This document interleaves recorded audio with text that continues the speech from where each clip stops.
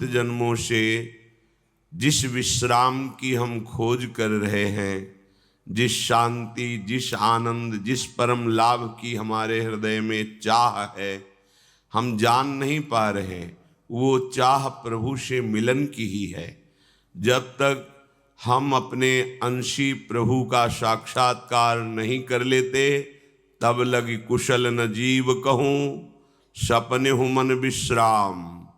उसे स्वप्न में भी विश्राम नहीं मिल सकता, उसे स्वप्न में भी शांति नहीं मिल सकती।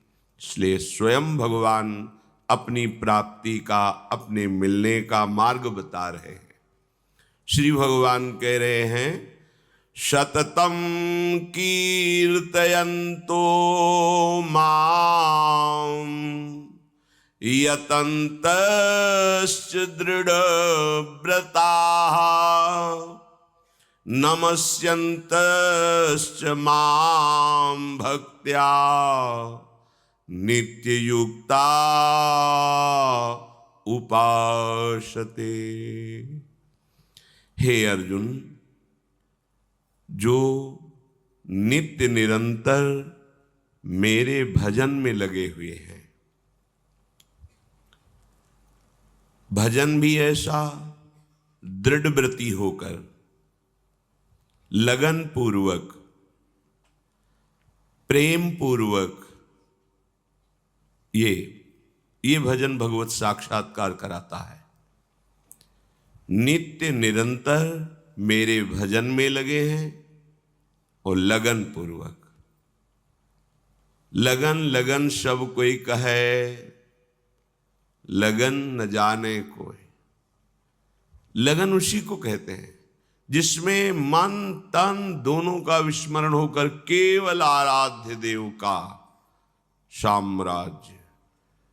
मन भगवदाकार, बुद्धि भगवदाकार, चित्त भगवदाकार, अहम भगवदाकार, नित्य स्वरूप में स्थिति ही निरंतर भजन का स्वरूप है।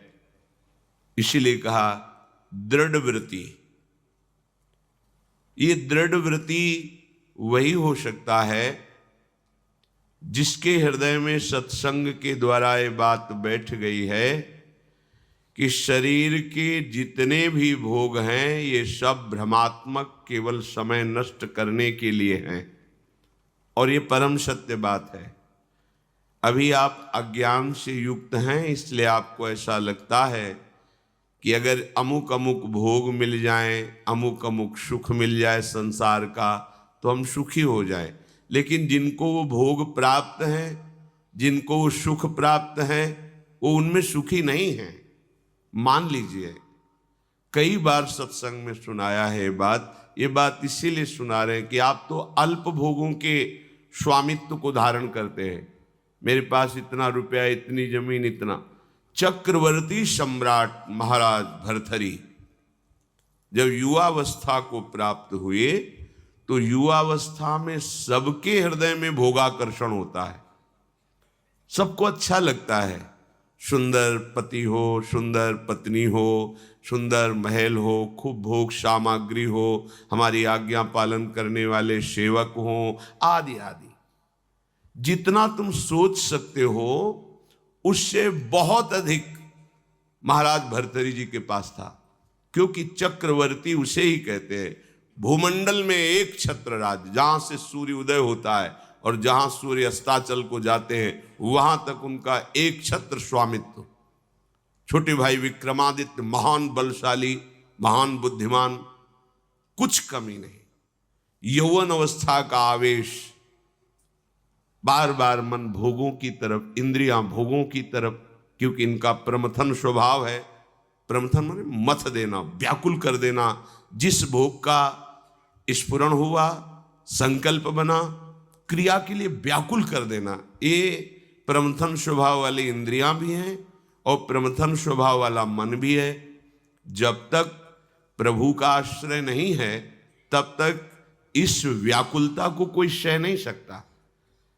इसी व्याकुलता के वश में आके थोड़ी गलती हो जाती, जीवन भर जेल भोगते हैं, पाप बन जाता है, शरीर असाध्य रोगों से ग्रसित हो जाता है, कोई पूछता भी नहीं। बस इन्हीं इंद्रियों के प्रमथन स्वभाव से दुर्गति होती है। इसको जो सह जाए वही भगवान का निज जन कहलाता है। यम ही न व्यथयन्ते ते पुरुषम पुरुषर्षभ, जो इन इंद्रियों के प्रमथन स्वभाव वाले व्याकुलता विषय आकर्षण को सह गया वही परम पद का अधिकारी होता है। यम ही न व्यथयन्ते ते पुरुषम पुरुषर्षभ सम दुखा सुखाधीरम स्वमृतत्वाय कल्पते, वही अमृत पद का अधिकारी अर्थात परम पद का अधिकारी अर्थात अविनाशी सच्चिदानंद प्रभु के नित्य सानिध्य को प्राप्त होता है, जो इंद्रियजन्य भोगों की व्याकुलता को सह जाए। पर वो वही सह सकता है जिसने परम सामर्थ्यशाली भगवान श्री हरि के नाम का आश्रय लिया है। भर्तरी जी के हृदय में स्त्री के प्रति आकर्षण पैदा हुआ, सर्व सामर्थ्यशाली थे, आदेश किया, कई बार सुनाया है, पर ये बार बार सुनकर कम से कम समझ में तो आ जाए। विश्व की सबसे सुंदर राजकुमारी को हमारे पास पत्नी के रूप में वर्ण करने के लिए लाया जाए। कौन नहीं चाहेगा ऐसे सम्राट, ऐसे सुंदर वैभवशाली राजा को अपना पति बनाना। एक पिंगला नाम की बहुत सुंदरी युवती को वर्ण किया भर्तरी जी ने, और मन में विचारा कि आखिरकार भोगों में क्या सुख है, इसके लिए मुझे एकांत चाहिए। विक्रमादित्य से कहा, आप राज्य शासन को संभालिए जब तक हम अनुभव नहीं कर लेते। महल में किसी भी तरह की राज दरबार की बात लेकर कोई ना आवे, मुझे स्वतंत्र छोड़ दिया जाए। राजाज्ञा, संपूर्ण भोगों की बाहुल्यता महल में। क्या कभी आग में धीरे धीरे घी डालने से आग शांत होती है क्या? ऐसे ही भोगों को भोगने से कभी कामाग्नि शांत थोड़ी होती है, और भड़कती है। अगर सुख हो तो विश्राम मिल जाए। एक दिन पिंगला काफी समय व्यतीत होने के बाद वो अपनी महल की पीछे खिड़की से झांक रही थी। पीछे अश्वशाला थी, वहां घोड़ों की रक्षा सेवा कराने वाला अश्वपति अपने सेवकों के द्वारा घोड़ों की देख रेख उनकी सेवा कराता था। बहुत ही हष्ट पुष्ट जवान। पिंगला देखकर आसक्त हो गई, एकांत में मिलने लगी। जब महाराज विश्राम को होते तो एकांत में मिलने लगी। गुप्तचरों के द्वारा यह बात जब विक्रमादित्य को पता चली तो बहुत अंदर से पीड़ित हुए कि क्या करूं, अगर मैं कुछ कहता हूं तो कहीं संशय न कर लिया जाए, अगर कहता नहीं हूं तो ये राजा के प्रति बहुत ही बड़ा विश्वासघात हो रहा है, और वो मेरे भ्राता हैं, मैं ऐसा सह नहीं सकता। एकांत में मिलने की प्रार्थना की। बहुत प्रवीण थी पिंगला, समझ गई। महाराज ने कहा, आज मेरा भाई मेरे से मिलना चाहता है, पता नहीं क्या समस्या है। उनका मुझे पता है, जाइए पहले आप पूछ कर आइए। राजा को आश्चर्य हुआ, मेरे तक बात नहीं पहुंची, इसको पता है। बहुत प्रवीण थी, पर विषयों में प्रवीणता कोई प्रवीणता नहीं कहलाती। प्रवीणता तो विषयों के त्याग की होनी चाहिए। बुद्धिमत्ता गड्ढे में गिरने की नहीं होती, बुद्धिमत्ता उससे निकलने की होती है। विक्रमादित्य ने कहा कि मेरी बात पर विश्वास किया जाए महाराज, जो महारानी पिंगला है इनका चरित्र ठीक नहीं है, ये अश्वपाल से संबंध रखती हैं, ऐसा मुझे गुप्तचरों के द्वारा पता चला है। आवेश में अंदर गए। रानी ने कहा, हम बता रहे हैं। वो क्या बता रहे होंगे? वो यही बता रहे होंगे कि अश्वपाल से हमारा गलत संबंध है। ये तुम्हें कैसे? मुझे पता है। कैसे पता है? देखो, हम आपको प्रमाणित नहीं करती, पर आपके भाई चरित्रहीन है। नहीं, इसका प्रमाण चाहिए। आप ऐसे पवित्र भाई के ऊपर ऐसी बात नहीं लगा सकती। तो धन दे करके किसी राज सैनिक को अपने अनुकूल करके किसी एक सदगृहस्थ परिवार को इस बात पे राजी किया कि तुम सभा में कहो कि हमारे बहू को ये राजपद पर होने पर गलत दृष्टि रखते हैं, गलत आचरण करते हैं, नहीं तो तुम्हारे पूरे परिवार को मरवा दूंगी। और वो महारानी पद में है। अगर ऐसा बोला तो सब सुख सुविधाएं आपको दे देंगी। वो बेचारा राज भय के कारण ऐसा ही बोला। महाराज की आसक्ति थी पिंगला में, भर्तरी जी की। उन्होंने बिना कुछ विचारे पिंगला की सलाह से और वो प्रमाण सदगृहस्थ जो बोला उससे उन्होंने विक्रमादित्य का राज निष्कासन आदेश कर इन्हें राज्य से बाहर कर दिया जाए, कभी हमारे सामने ना आए, हमारा ऐसा धर्महीन भाई नहीं हो सकता।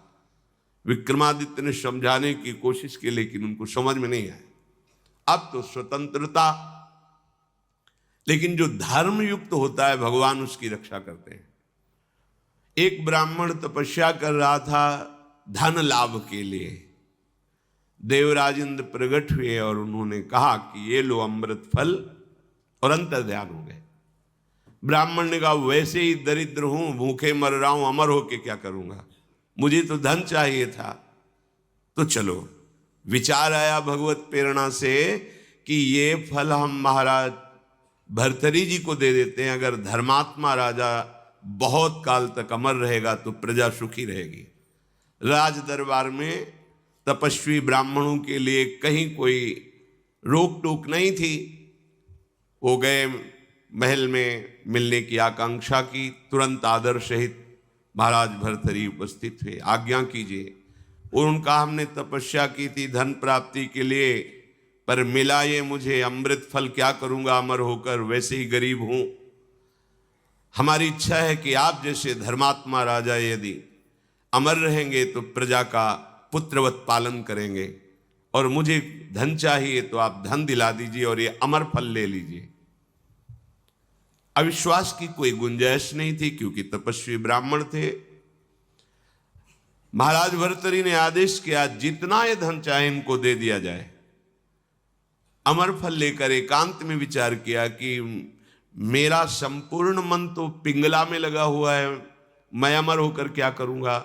यदि पिंगला अमर हो जाए तो जब तक जीवित रहूंगा ये हमारे साथ रहेगी।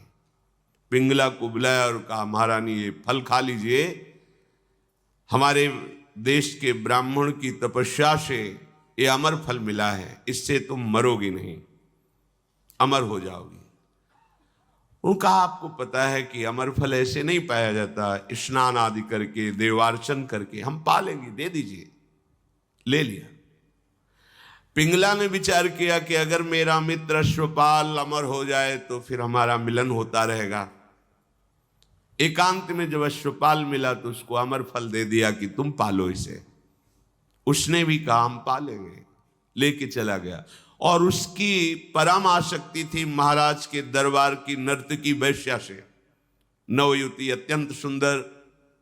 उसने उस वैश्या को बुलाया अश्वपाल ने और कहा कि अमर फल मुझे प्राप्त हुआ है, मैं अमर होके क्या करूंगा, मेरी आसक्ति तो तुम्हारे में है, तुम इसे पालो, अमर हो जाओगी। तो जब तक मैं जीवित रहूंगा तुम्हें देखता रहूंगा, तुमसे मिलता रहूंगा। वैश्या ने फल ले लिया। वैश्या ने विचार किया मैं जिस